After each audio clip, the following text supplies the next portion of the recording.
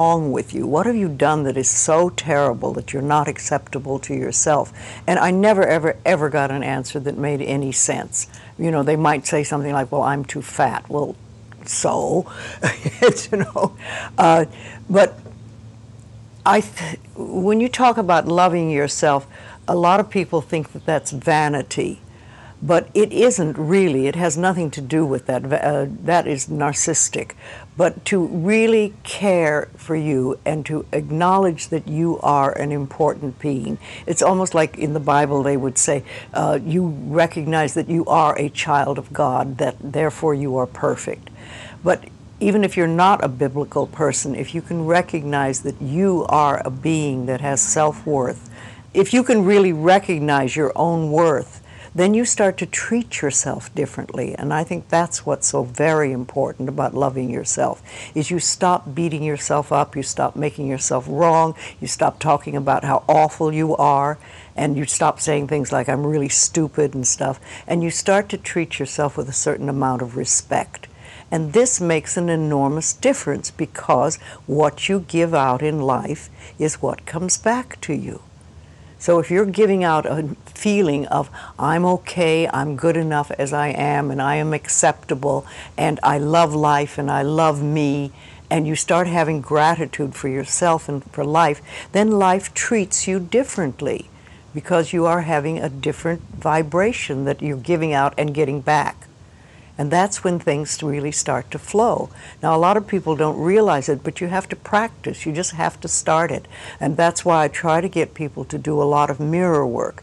If you look in the mirror, just simple things like looking in the mirror in your own eyes and say, I love you.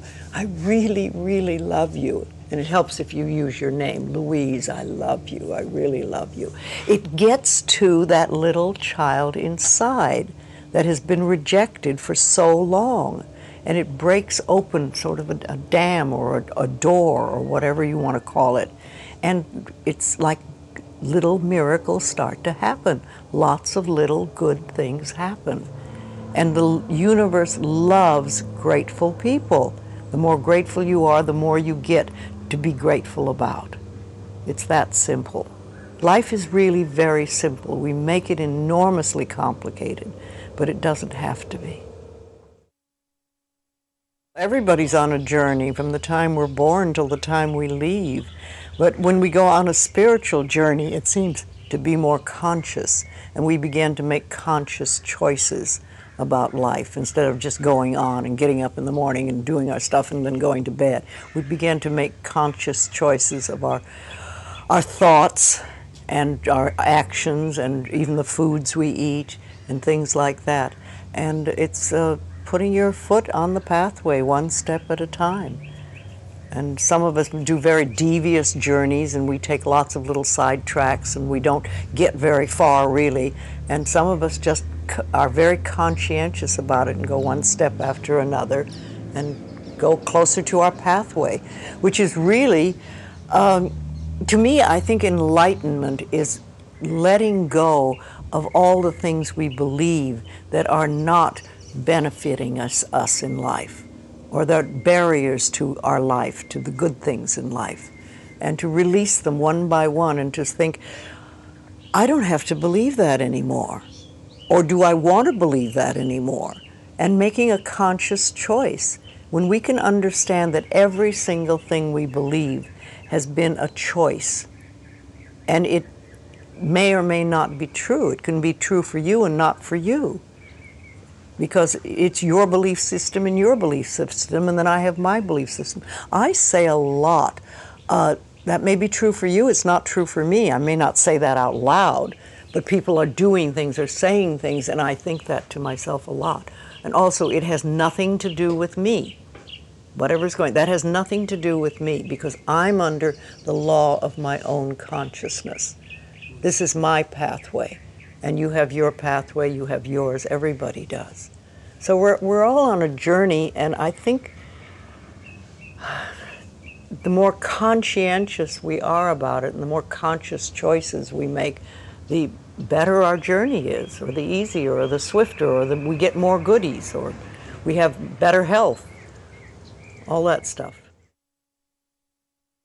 Well, when I was beginning to work with people in the early days, I paid very close attention to what people said.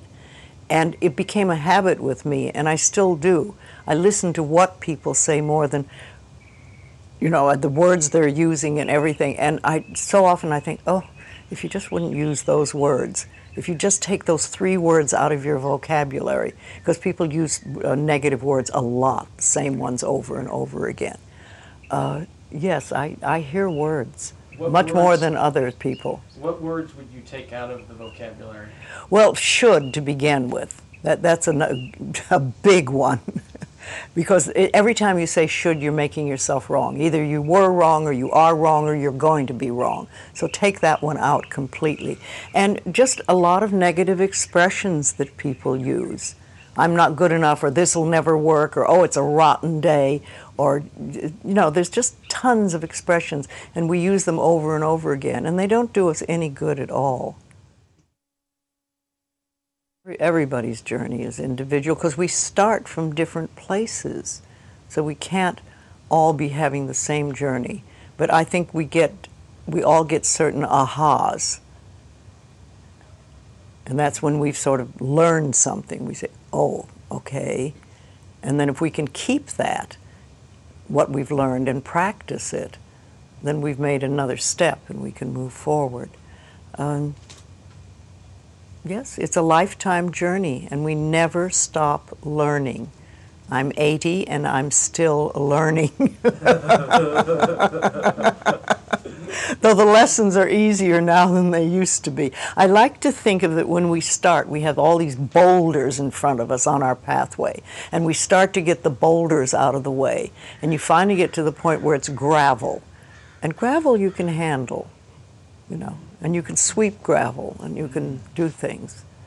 So, and then occasionally there's an old boulder. Rolls back into your path.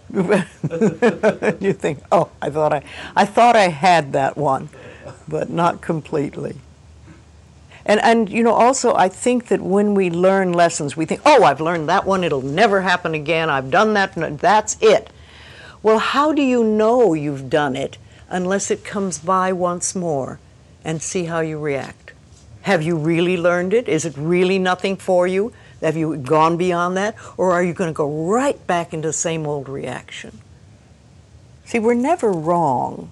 That's what we need to learn that. We're always doing the best we can with the understanding and awareness and knowledge we have at that moment.